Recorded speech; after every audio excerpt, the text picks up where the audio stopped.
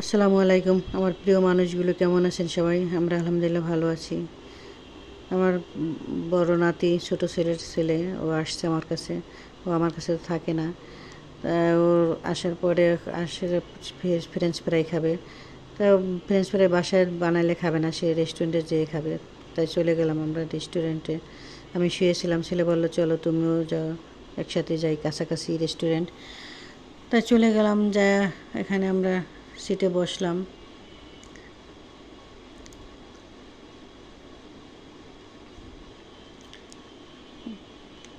বসার পরে আমরা এখানে কিছু খাবার অর্ডার দিছি।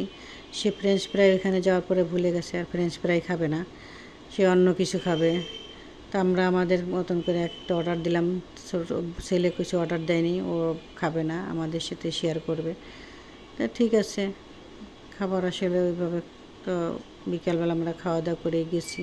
বেশি এতটা কারো চাহিদাও ছিল না খাবারের। নাতির জন্য যাওয়া, ওকে খুশি করার জন্য। ও তো আমাদের কাছে থাকে না, তাই ভাবলাম যে তো আসছে, বাবার পেয়ে খুব খুশি, বাবার কাছে থাকে না। তাই হ্যাঁ, আমরা এখন অপেক্ষা করতেছি, গল্প করতেছি। নাতি খুব এক্সাইটেড, ওর খাবার কখন আসবে, ছোটাছুটি লাফালাফি করতেছে। তাই আমাদের ভিডিওটা আপনারা ইউটিউব চ্যানেলে পাবেন, সেখানে একটু সাবস্ক্রাইব করবেন। আর আপনি কোথা থেকে দেখতেছেন সেটা একটু কমেন্ট করে জানাবেন। ভালো লাগলে অবশ্যই লাইক, শেয়ার, কমেন্ট করবেন। আমাদের খাবার এসে গেছে মাঝখানে। আমরা এখানে আমি দিয়েছিলাম মিট বলস, এখানে ওই প্লেট ছিল নান, চিকেন গ্রিল। তাই সেখানে আমরা একটু একজন আরেকজনটাও শেয়ার করে খাইতেছি।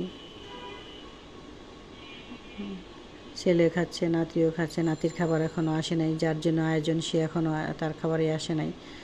তাই তাকে একটু দিচ্ছি, এটাও সে খাচ্ছে, মানে ভালোই লাগতেছে তার কাছে। খাবারগুলিও টেস্ট ছিল, ভালো খাবার।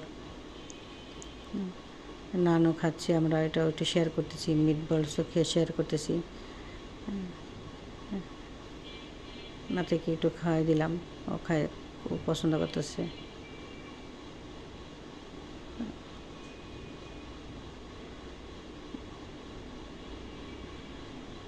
মাঝখানে নাতির খাবারও এখন এসে যাবে, রেডি হয়ে গেছে।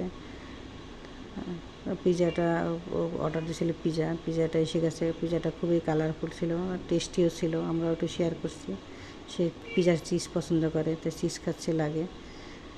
তা আপনারা সবাই ভালো থাকবেন, আমাদের জন্য বেশি বেশি করে দোয়া করবেন, আমার নাতির জন্য দোয়া করবেন। আল্লাহ হাফেজ।